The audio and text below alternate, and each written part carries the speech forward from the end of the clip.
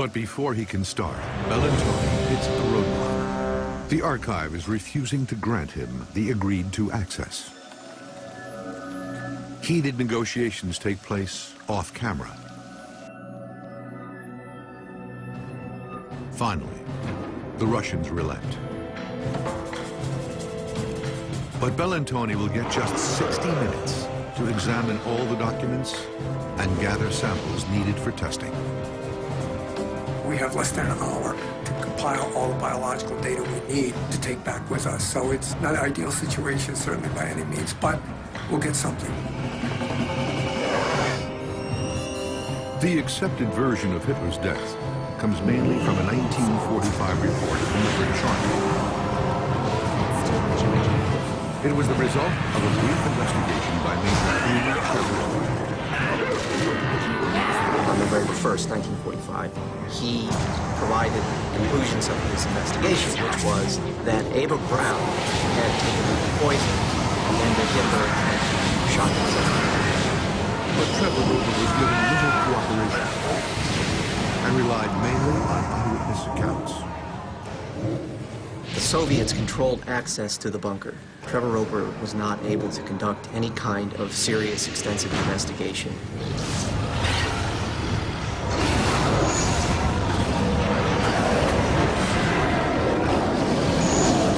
Only one of the eyewitnesses to Hitler's last days is still alive. Rochus Misch was in the Führer's bunker on April 30th, 1945. Now 92. Misch was just 27 when he was a member of Hitler's elite bodyguard unit. He remembers Hitler's last instructions. He said, "The war is lost, and nobody is obliged to anything. Everybody is free to go. Only those who remain are needed." That was us, the ones who had to execute their duties until the end. Hitler was paranoid about being captured by the Russians. He began methodically planning his own death. Hitler had asked his doctor, "I will kill myself. What's the best way?" So Professor Hase explained to him, capsule and shooting at the same time. That would be best. Misch says he did not hear the shot, but others did. I was standing in the hallway, and somebody shouted. The person had heard the shot. I didn't. He claims he saw the lifeless bodies of Hitler and his wife, Eva Braun. Of course I was curious. I took a step forward to look inside.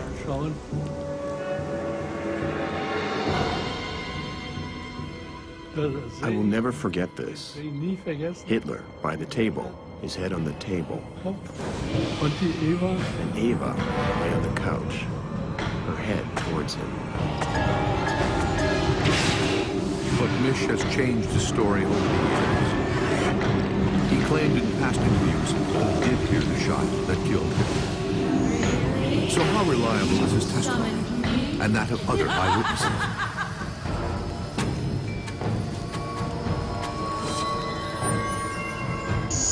This man doesn't believe the eyewitnesses. First of all, nobody found the corpse of either Hitler or Eva Braun. All the testimony of the key witnesses are very contradictory. Author H.D. Bauman spent 6 years researching his recent book about Hitler's fate. Stalin told the Allied leaders in Potsdam in July 1945 that Hitler escaped to Spain or Argentina. He's convinced Hitler got away. I don't believe Hitler died in a bunker.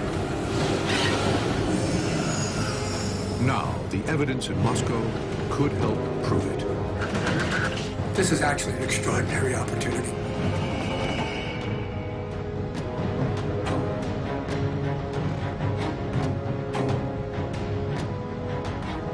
Mystery Quest has journeyed to Germany and Russia to search for clues about the mysterious death of Adolf Hitler.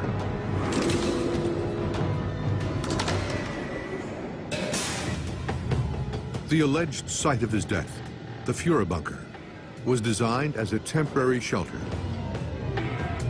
But by April 21st, 1945, Russian shelling was so bad that Hitler was forced to stay below ground at all times. Few were allowed on the lower level, the Führer's private rooms.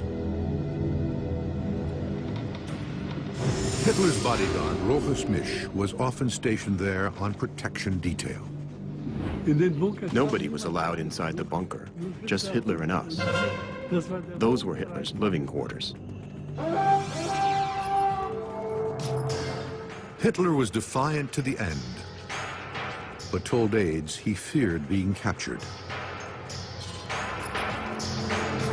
The Soviets were preparing to close in on the very center of Berlin. It would be impossible to hold out much longer. That's still recharging. On April 29th, Hitler married his longtime companion, Eva Braun.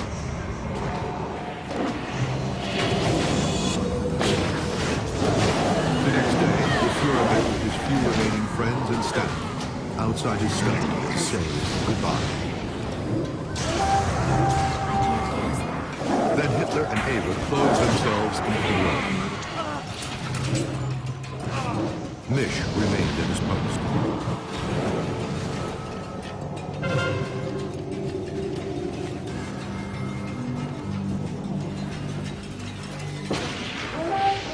He says someone yelled they'd heard a shot, but no one moved. A lot of time passed until somebody said, "Now open the door." I can't cast He says he saw both Hitler and Eva dead. That's still recharging. I can't cast them. Minutes later, he saw the Führer's body wrapped in a blanket being carried down a hall outside to the Chancellery Garden.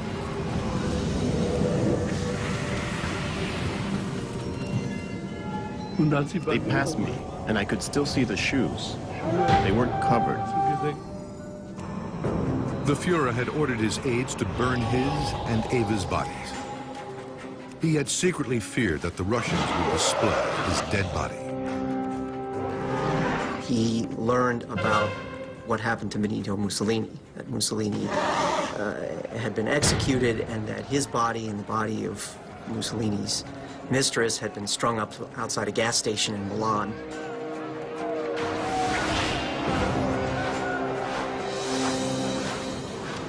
Unable to fully burn the corpses, aides allegedly buried them on the bunker grounds. A short time later, the Russians found a corpse there they believed was Hitler's and took this photo.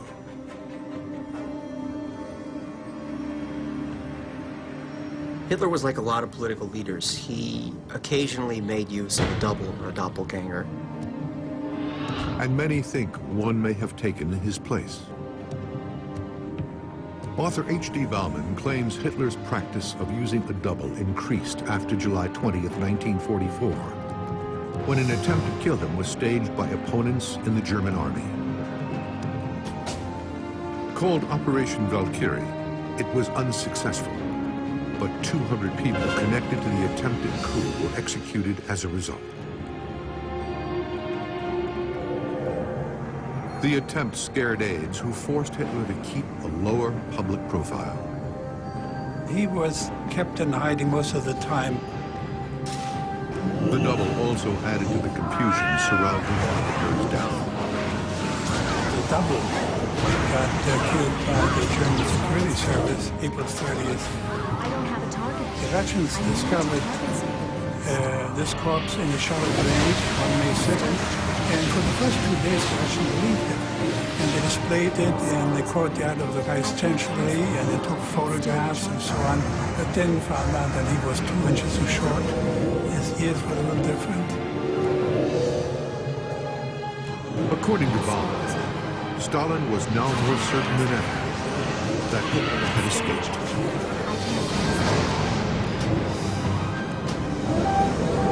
Some believe he may have fled even earlier. That's still recharging. Nazi pilot Hanna Reich is known to have flown out of Berlin on April 29th after meeting with Hitler. Some think the Fuhrer was aboard the two-seater plane. The spell isn't ready. I can't cast that yet. That's still recharging. Reich evaded heavy Allied fire and escaped. She denied until her death that Hitler was with her.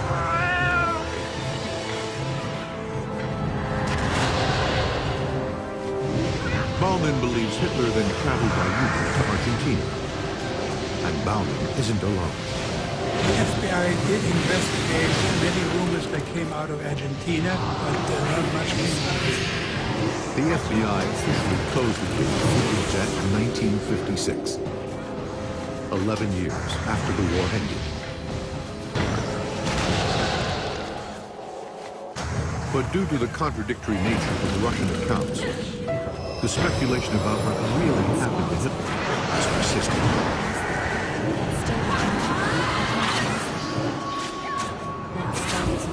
The Fuhrer bunker was located directly beneath the Reich Chancellor, I can't cast that yet. The spell isn't ready. which was Nazi Germany's capital building. That spell isn't ready.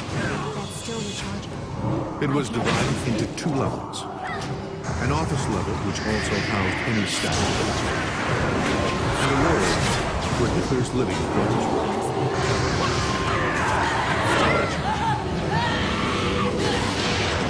The bunker itself is gone. It was destroyed in 1947 and paved over in the 50s. This is what it looks like today. I can't cast it. It's still recharging. I can't cast it. It's not ready. I don't have a target. That's still recharging. I can't cast it. The expedition team, led by animator Christoph Neubauer, is trying to verify the accounts of Hitler's death given by his bodyguard, Rochus Mich. That spell isn't ready. To do this, he is creating an animated reconstruction of the Fuhrer bunker. Neubauer is using only architectural plans and photographs as sources in building the model. The most difficult part is, of course, the research to find really reliable information, which is not eyewitness account. I need to get closer. I'm out of He range. starts at the site of the bunker. Here, exactly on the spot, 7 meters underground, would have been the place where Hitler committed suicide. And they had to move him into the garden.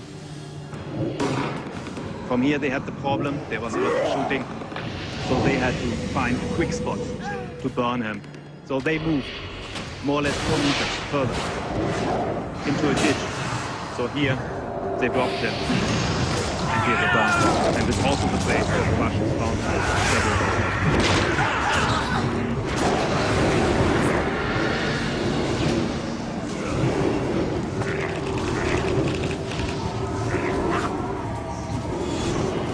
Dr. Nick Bellantoni has just an hour to examine the Hitler evidence in the Russian The archive. spell isn't ready.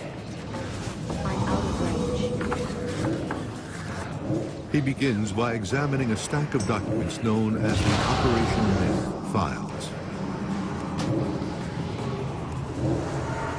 Operation Myth was launched by Russian dictator Joseph Stalin in December 1945 to investigate the circumstances surrounding Hitler's death. He named it Myth because he suspected Hitler's death was a myth and that he had, in fact, escaped.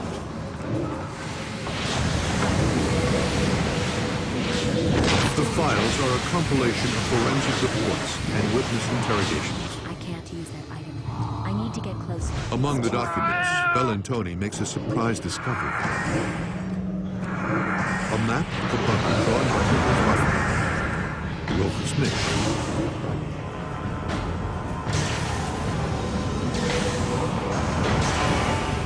But the clock is ticking, and Bellantoni is forced to move on. He moves to a fragment of the sofa where Hitler reportedly died. Look how dark the stains are. when this was freshly taken. And look how faded the stains are now today. That's pretty dramatic, actually.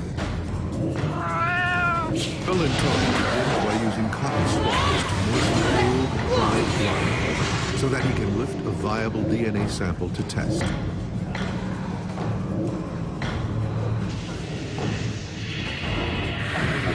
Let's see.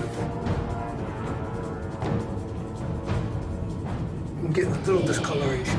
The problem is, in terms of a potential DNA analysis, probably getting contamination. People that have touched this over the years so many times.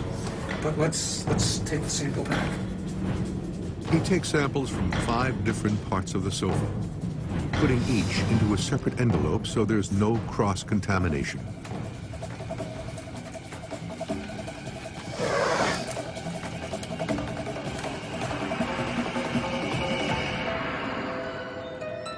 Next, he examines the skull. The bullet wound is clear. It looks like an exit wound.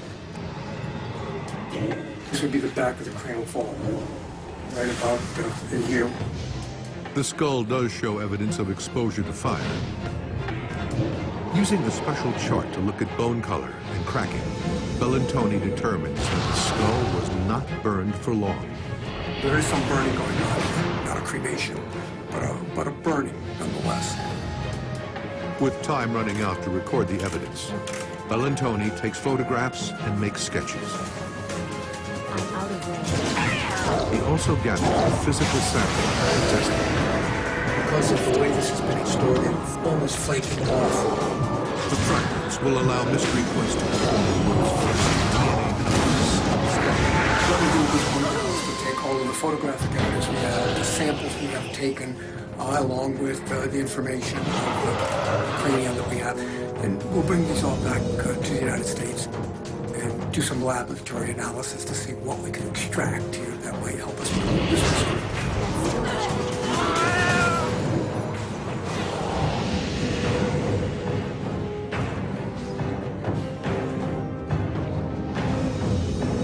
Mystery Quest is searching Europe for answers about the mysterious death of Adolf Hitler.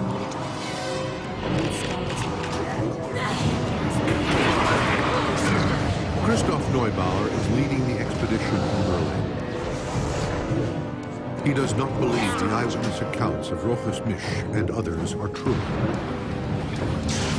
He's gathering evidence to test the stories on old ground. During the war, the Germans built a massive network of bunkers and tunnels under Berlin. Some are still accessible today, virtually unchanged.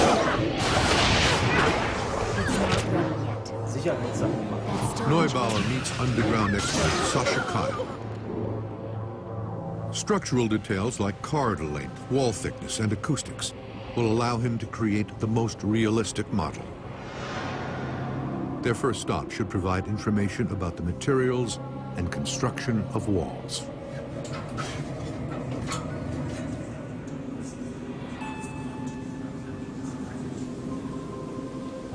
Yeah, it gives me a cheap indication how this bunker actually structured.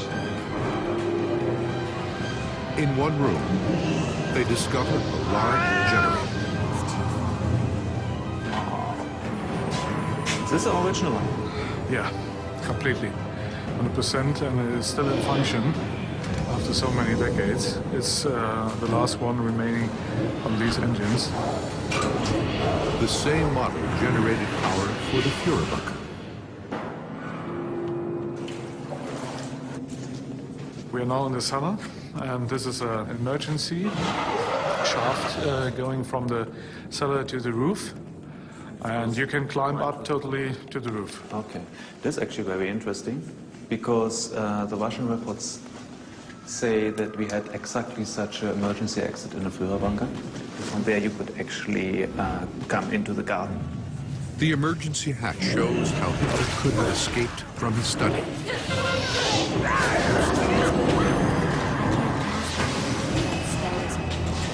Dr. Nick Bellantoni is also now in Germany.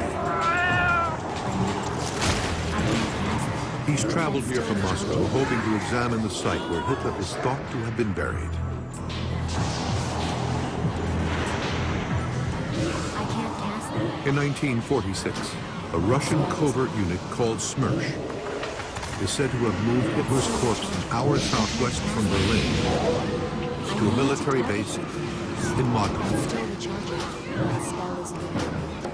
Smersh, which in English means death to spies, was founded during the war to keep the Red Army free of traitors, deserters, and spies. I need a target. But after the war, Stalin used Smersh to find out what had happened to Adolf Hitler. The account of their investigation is part of the Operation Myth files Bellantoni was able to examine in Moscow. Smersh allegedly found Hitler's charred corpse at the bunker on May 4th, 1945, then buried it in Magdeburg, That spell is over. where it remained undisturbed until 1970, when the Russians decided to destroy it once and for all.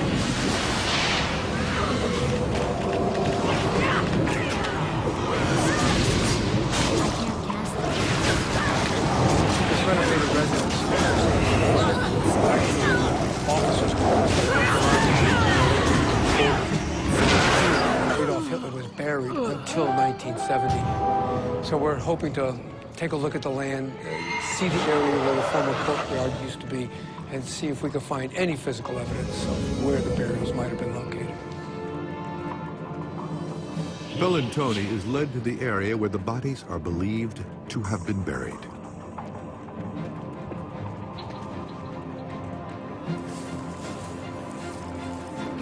As you can see, the land has been overgrown, the land use, much of the stuff that's happened here, the root systems and the hard earth, we're really not going to, our investigation will not yield much information here.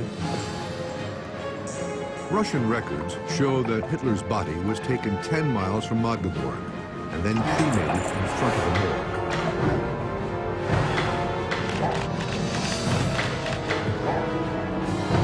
Bellantoni hopes to find cremated bone fragments to corroborate that the skull in Moscow is real.